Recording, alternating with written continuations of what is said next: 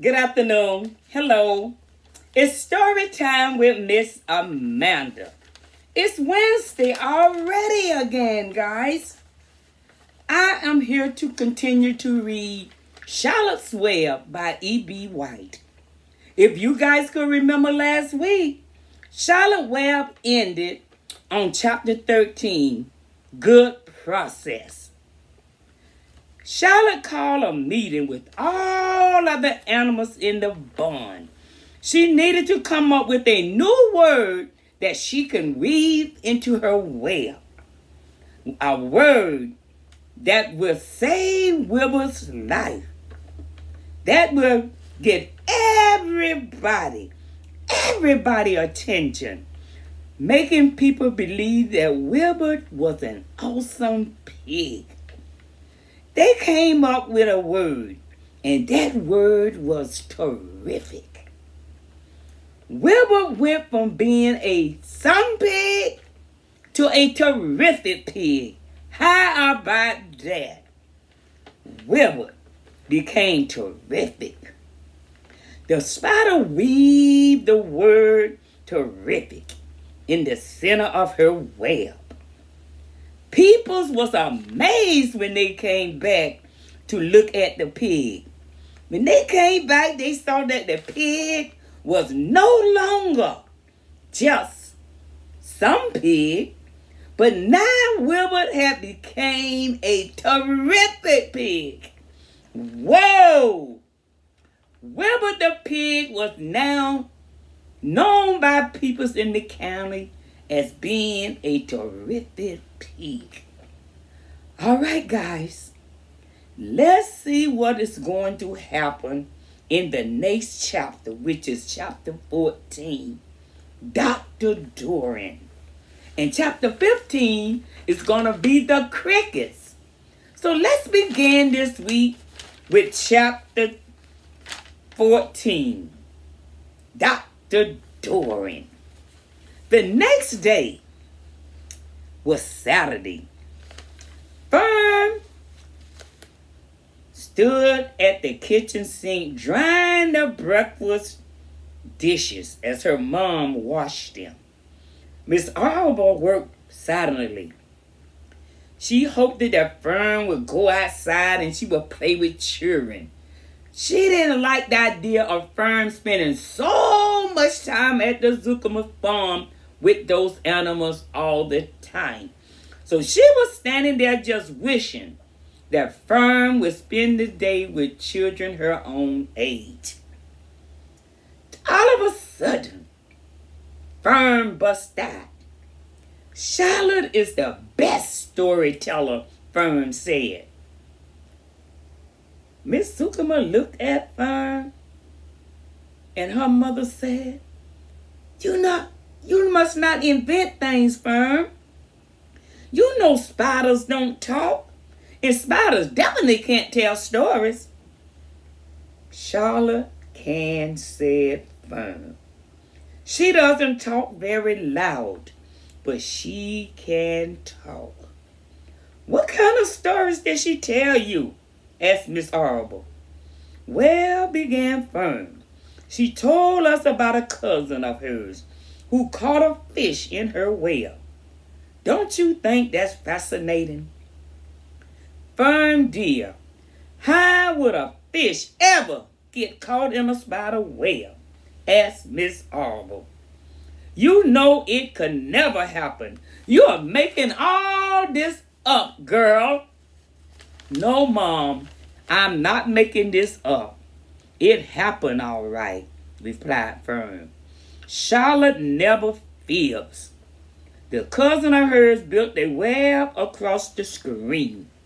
One day she was hanging around on the web and a tiny fish leaped into the air and got tangled in the web. The fish was caught by one fin. Mother, its tail was wildly trashing and shining in the sun.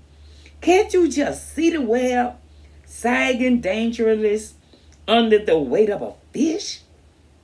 Charlotte's cousin kept slipping in, dodging out, and she was beaten over the head by the wild trashing fish, dancing in, dancing out, and throwing.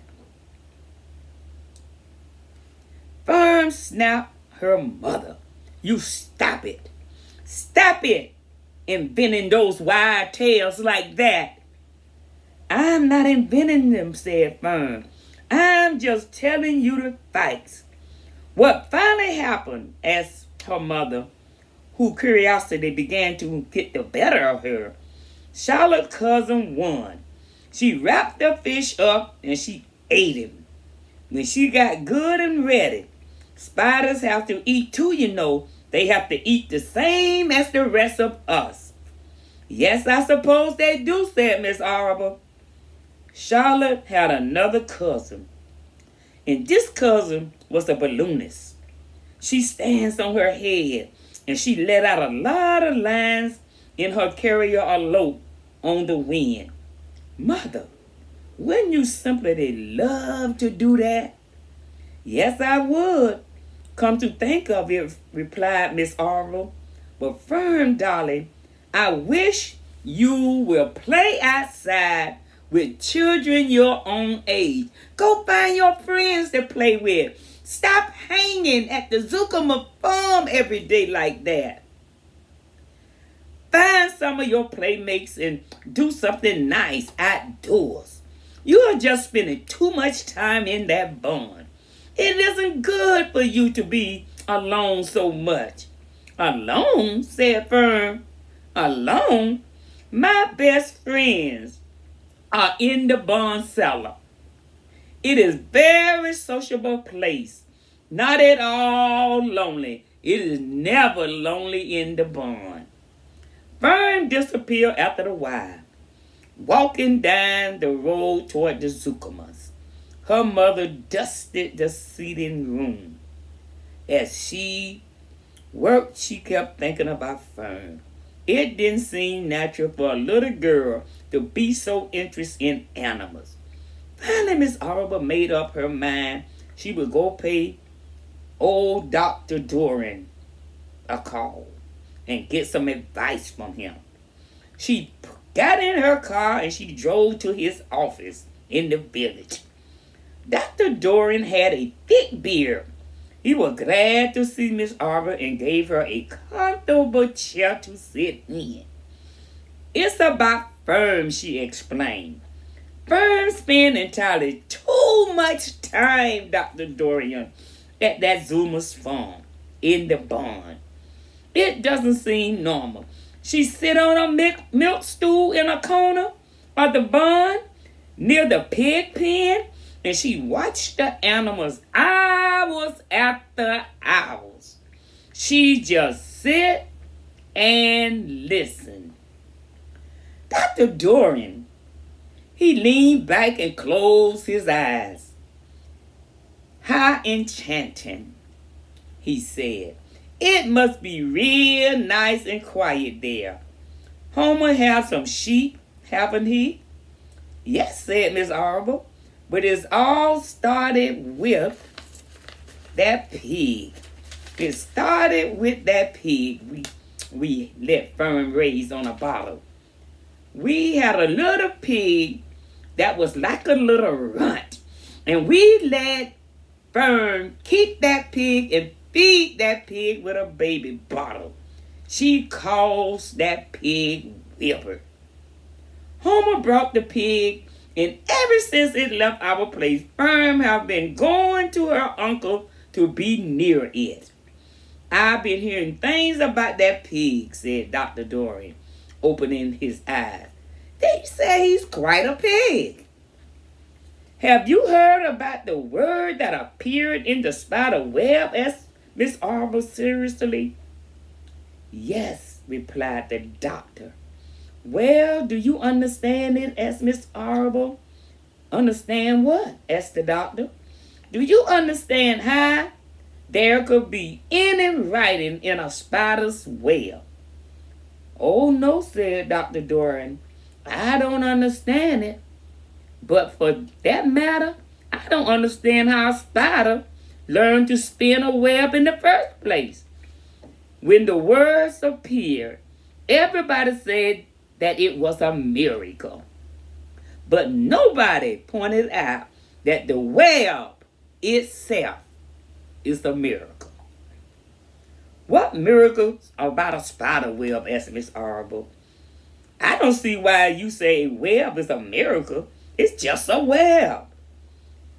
Ever tried to spin one? Asked Dr. Dorman. Miss Arable shifted uneasily in her chair. No, she replied, but I can crochet a dolly and I can knit a sock. Sure, said the doctor, but somebody taught you how to do that. Someone taught you how to knit. My mother taught me. Well, who taught the spider? A young spider knows how to spin a web without any instructions from anybody. Don't you regard what that is to be a miracle? The doctor asked Miss Arable. I suppose so, said Miss Arable. I never looked at it that way before. Still, I don't understand how those words got into that well. I don't understand it. And I don't like what I can't understand. I suppose none of us do, said Dr. Doran. I'm a doctor. Doctors are supposed to understand everything. But I don't understand everything, and I don't intend to let it worry me. Miss Arbor frigid. Firm said the animals talk to each other. Dr. Doran, do you believe animals can talk? I never heard one say anything, he replied. But that proves nothing. It is quite possible that an animal has spoken to me and that I didn't catch the remark because I wasn't paying attention. Do you guys think animals can talk? Do you think Firm heard the animals as they talk? The doctor seemed to think so. See, Dr. Doran said that children pay better attention than grown-ups. If Firm say that the animal in the Zuckerman barn talk, I'm quite ready to believe her, he said.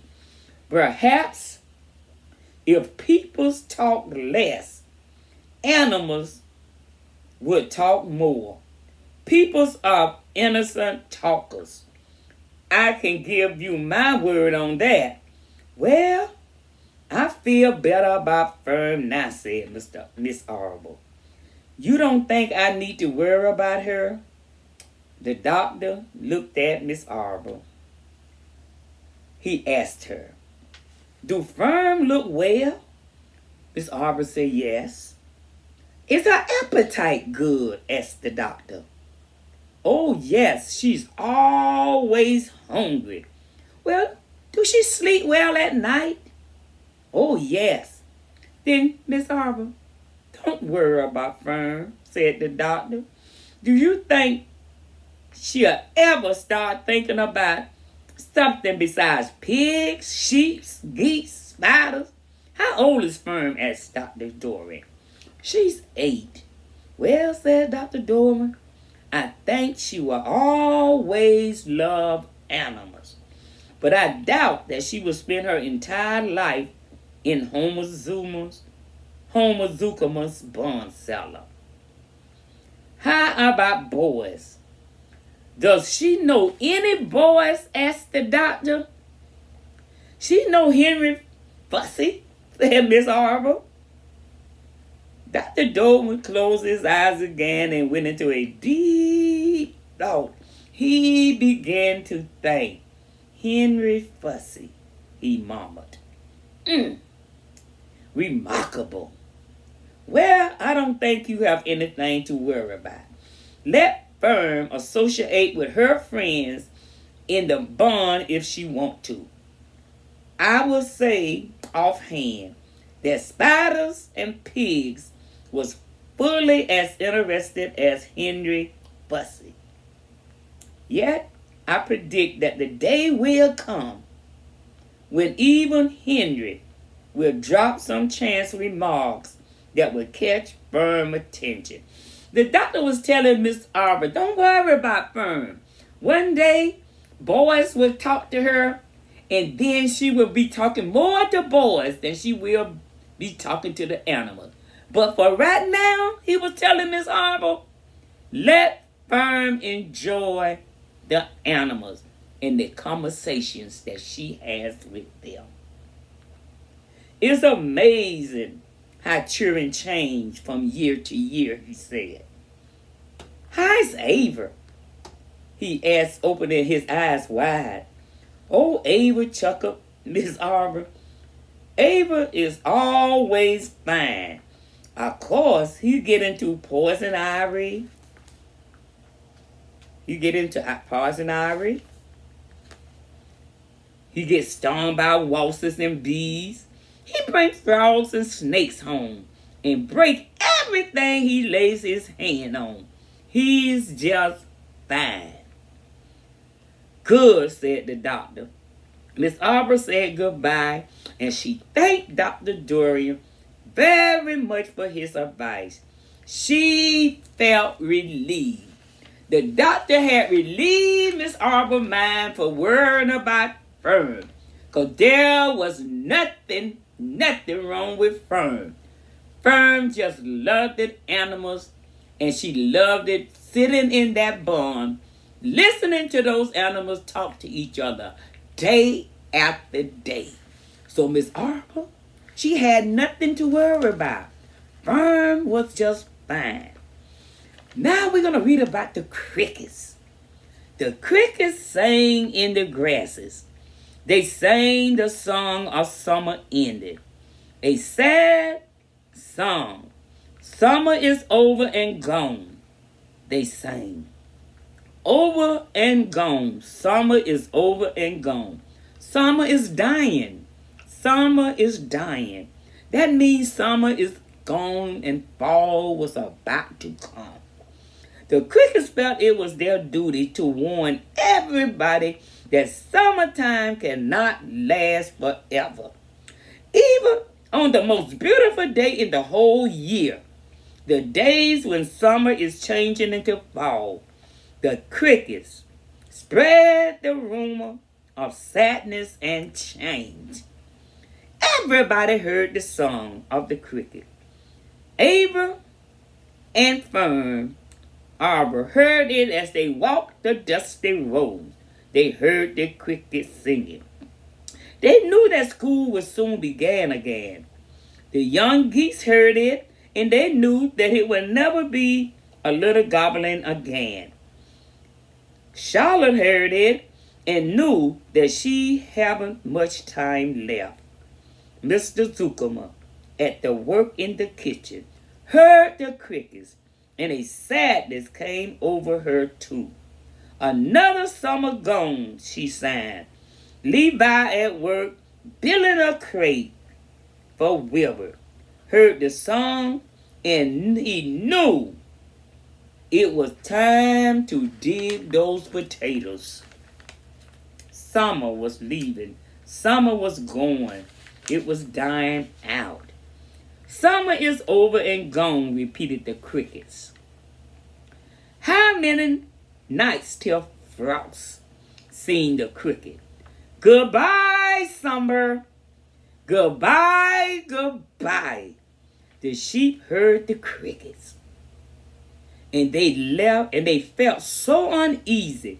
They broke a hole in the pasture fence, and they wandered up into the field across the road. The gambler discovered the hole, and he led his family through it. And they walked up to the orchard and ate the apples that was lying on the ground. A little maple tree in the swamp heard the cricket song and turned bright and red with anxiety.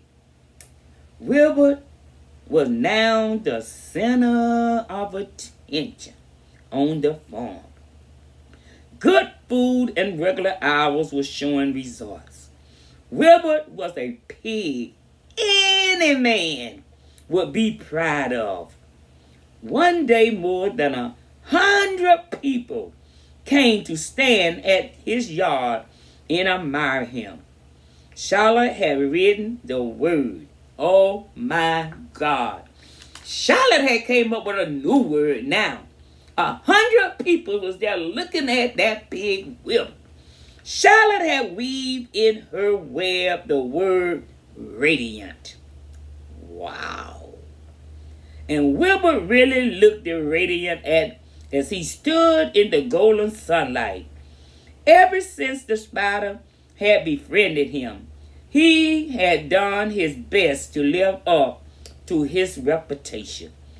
When Charlotte Webb said some pig, Wilbur had tried hard to look like some pig.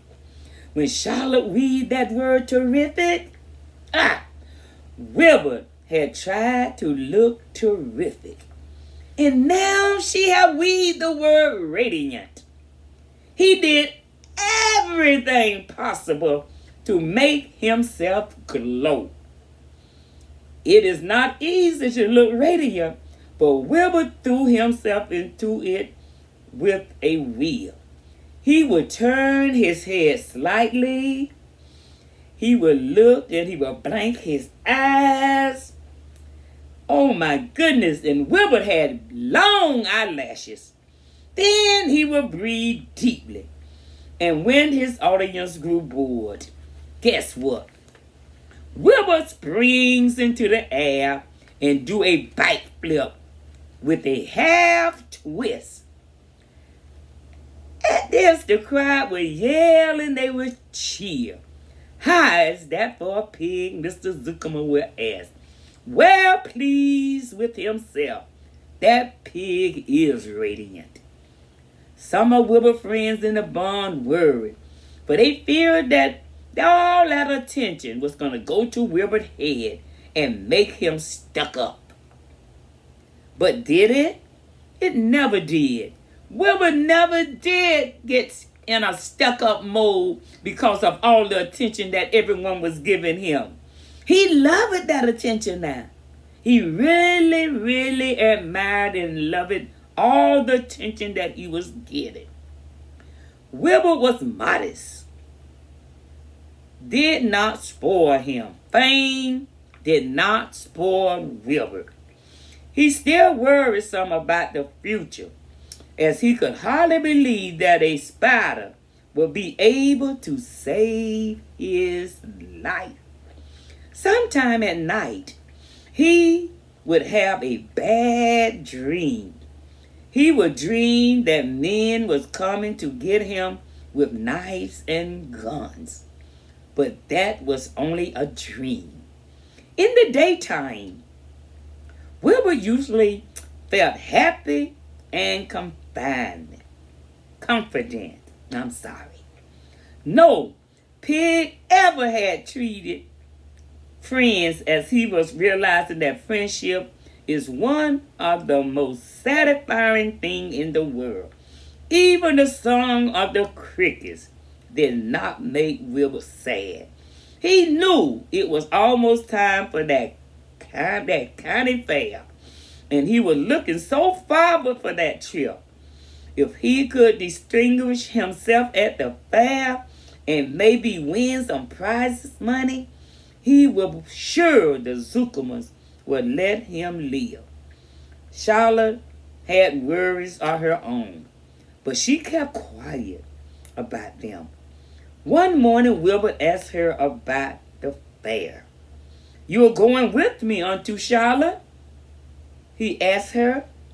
"Well, I don't know," replied Charlotte. The fair is coming at a bad time for me. I shall find it inconvenient to leave home even for a few days." "Why?" asked Wilbur. "Oh, I just don't feel like leaving my web. Too much going on around here." "Please," Wilbur said. "Please, Charlotte. Please come to the fair with me," he begged her. "I need you, Charlotte. I can't stand going to the fair without you. You just got to come." "No," said Charlotte.